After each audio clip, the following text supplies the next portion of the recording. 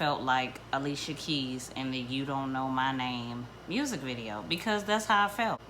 What it is, what it ain't, it's your girl Umbrella, and I am back with another video. Okay, y'all. In today's video, I am going to be doing a story time, and this story time is going to be about a special bond that I had with a person.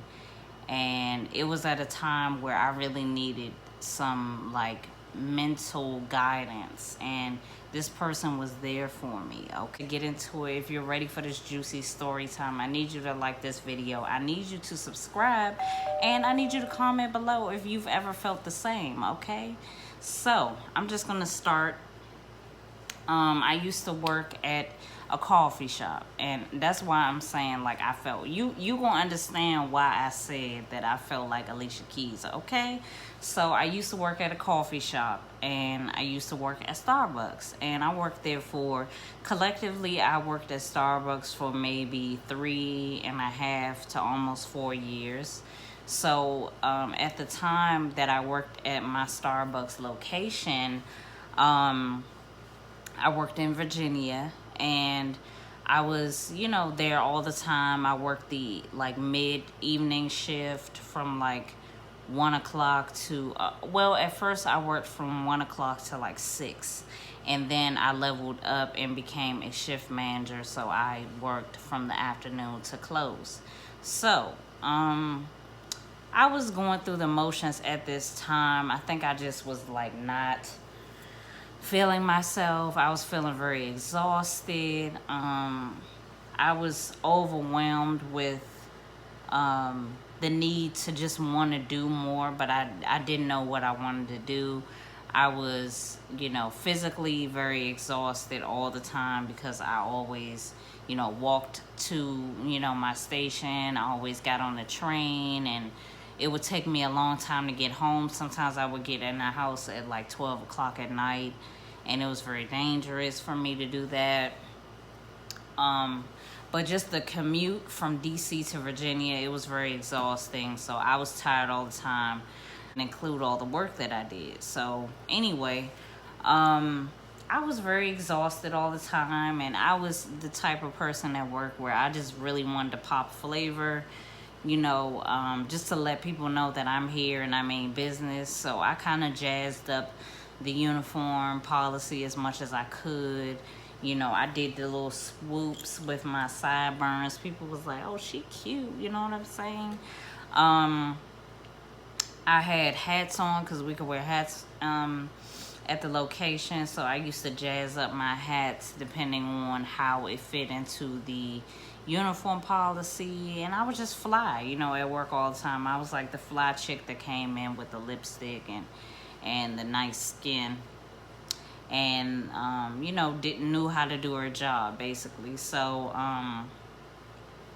at the time I was working, I think sometimes I did used to work early in the morning, because it would be very busy. At Starbucks, it's always very busy in the morning. So I started to work in the morning, and there was this guy that would come in, and I kind of remember the first time I seen him, I was just like, Lord Jesus, like, he is fine, you know what I'm saying? But when you at work, you gotta keep it together. It was hard for me to keep it together. He was fine.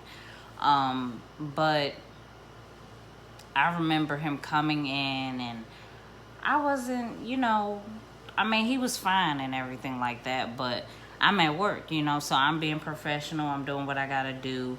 I noticed that a couple times, like, people would make his drink, and it wasn't to his liking, so he would come back and ask to get his drink remade. I remember me not making his drink right maybe once or twice, or maybe one time. That's all it takes for me. But I made it right to his liking, and he started to come back after that, specifically to see me. And I just remember the excitement that he got from like just looking at me, and like, I know when a nigga think I'm cute, you know what I'm saying? So he was feeling the vibe, he was feeling the girl. So I was like, oh my God, like, I'm starting to see him more, like, what's going on? Like, you know, most of the time I don't pay that no mind because I'm at work, but he was fine, and he was dressed very nice and everything like that. So he started to talk to me slowly but surely, and you know, as the talking progressed, you know, he became a regular customer of mine. And when you work at a coffee shop, sometimes people come specifically to see you at the coffee shop because they like the way you make drinks, or they just like you as a person, and they just like talking to you. So I had my own little clientele, so I had a list of people that would just come. Not no cocky shit. I just knew what I was doing.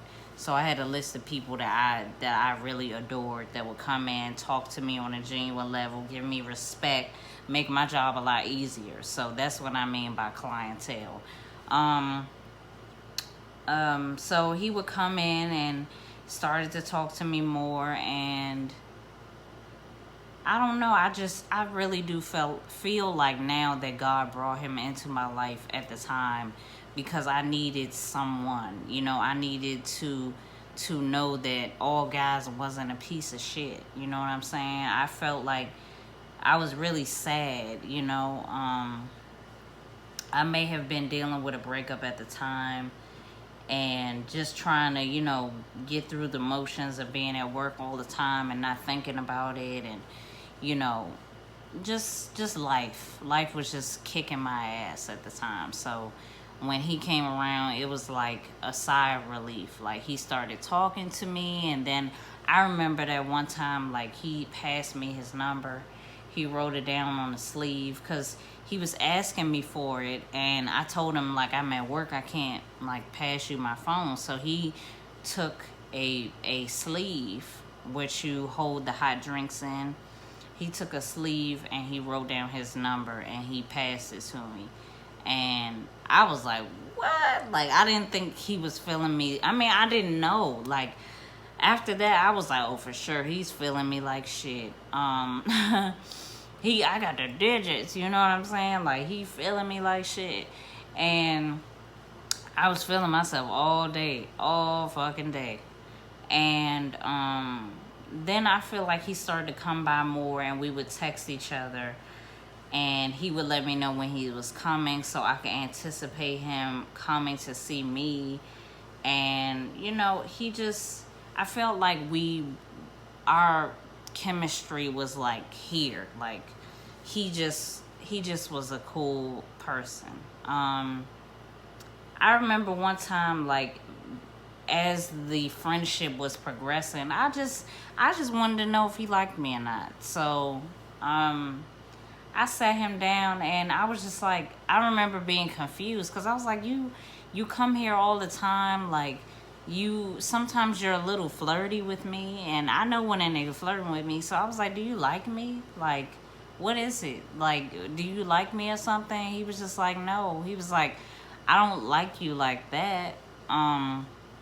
Not that you're not, you know, beautiful. It's just, I just feel like almost compelled to talk to you. And I was like, whoa, like, this is some like Twilight shit. What the hell is going on? So so I thought about that, and then after that we would hang out more. Like, he would come see me on my breaks, my like little 30-minute lunch breaks I would have. He would come see me. We would talk. I would get in his car. We would talk to each other, and you know, on a deeper level, I would tell him stuff about like my family, and he would tell me stuff about his family, and we just really got to know each other. And I'm really doing this video because I feel like on the outside you can think that a person might just be interested in you because of things that happened in your past. But I felt I could have treated him like he was just another horny nigga because that's what I'm used to. But he was a man. Like, at the time, I think I was, well, he's a man, you feel me? At the time, I'm 26 right now, so I think I might have been like maybe 23, and he was 28. Maybe 20, yeah, I might have been like 23, and he was 28, something like that. But I just thought that he liked me, like on a romantic level, and because he wanted to spend so much time with me, but he just really liked me as a person. He thought I was cool. I think about it sometimes, and I'm thankful that I met him, because I really did need somebody to talk to at the time. I was really sad, and I was holding all of that in because I had a job and I had to do my job, and it was difficult for me to hold in my emotions. And it was nice to have a man to talk to and get a man's perspective on things without it being sexual. Like, we never had a sexual relationship. Actually, after we got to know each other more, like, he told me he had a girlfriend, and I was crushed, y'all. I was like, no, like, we're gonna get married. Like, hell no, you know. Like, I thought he was gonna be my nigga, like, if not now, in the future, you know what I'm saying? But no, I mean, to me, he was like the ideal man. He was like the one that you want to be with. Like, we got so close, like, he would make sure I was straight. And what I mean by that was, he would put money on my smart trip, so that, and if you're from DC, you know what a smart trip is. Boo. You use that to get on the metro. You swipe it and you get through the little things. But yeah, he would put money on my smart trip, and so that I would be all right. I wouldn't have to worry about, you know, taking money off my check to put on the damn smart trip. It was like things like that he would do that was easy. It was almost easy for him to do that, and he did it with no hesitation. And he was the one that offered. Like, I didn't ask for him to do that, but he did. And I didn't give him no pussy. You know what I'm saying? Like, you think you got fucking nigga to get certain things, but you don't. Like, I feel like it's good to have genuine relationships with dudes that don't involve sex, because they can last a lot longer. Just giving me real advice. Like, he would say stuff to me like, why try so hard to be what you already are? And I'd be like, what do you think I am? And he'd be like, you're a boss. You know, I think about stuff like that because that was before I started my own business. And that was before, like, I had a clue. I mean, I can't say that I didn't have a clue of what I wanted to do, but I just didn't have the confidence to do it. I thought that I had to have $1 million to start my business, and I literally ain't have a damn thing, you know, to start my business. And it's growing, and it's, you know, becoming more successful. And if it wasn't for our friendship at the time, I think it would have took me a lot longer to realize how powerful that I really am. Support my business. I do have earrings available right now. I'm rocking them as we speak. Black Lives Matter, period, on both sides. You know what I'm saying? Black woman, powerful, sexy, yellow, glowing, melanin. You know what it is. So I do have hair products. I do have a growth oil. As you can see, my hair is like growing like shit. I only had my hair in this style for a week, y'all, and it's growing like shit. So yeah, get the crown growth oil, get you some detangling cream treatment, get you some pre-poo. Matter of fact, scratch all of that. You can get all of those products in a new wash day bundle that I just put on the website. So yes, you can get all of the wash day products that I have that will secure, make sure you clean your hair and lock in moisture, okay? And it comes with a detangling brush to make it easier for you to get through them curls, girls, okay? So make sure you grab some earrings below on my site right now. They're on sale for $4.50, $4.50, okay? Support my business, black owned business, black woman owned business. You know what it is. It's Umbrella. Make sure you like and subscribe and comment below if you're feeling this video, okay? I will see you guys in the next one. Bye.